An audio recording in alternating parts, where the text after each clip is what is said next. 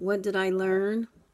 In task 1, I learned that we are required to write lesson plans that consist of 3 to 5 segmented lessons that build on each other using one central focus to connect them.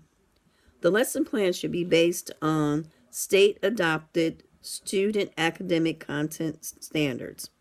In addition, formal and informal assessments should be done to assess how well the students did or did not comprehend the information. If changes are made while teaching the learning segment, these changes should be noted as a reflection in the instruction task 2 and assessment task 3 commentaries.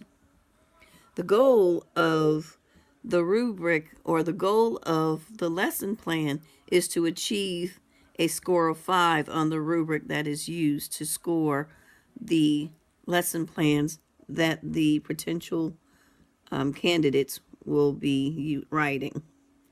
In task 2, I learned that I must videotape myself during instruction, which means I must make sure I identify the lessons that I am teaching and determine the learning environment and engage the students in the learning process.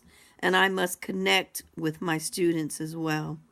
I also learned that the requirements and tips for recording the lessons being taught and how to submit the recording of them. However, before I begin to record, I must receive authorization to film anyone I include in my recording.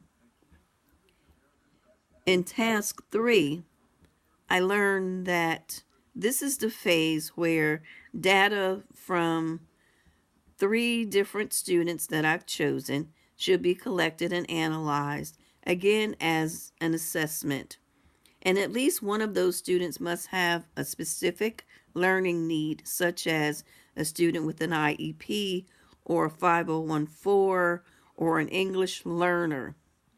This is so that we can compare the student who is not a typical student to one who is typical and see if there's something else that needs to be done, or if we have made adjustments already for these students, is there something else that we need to do?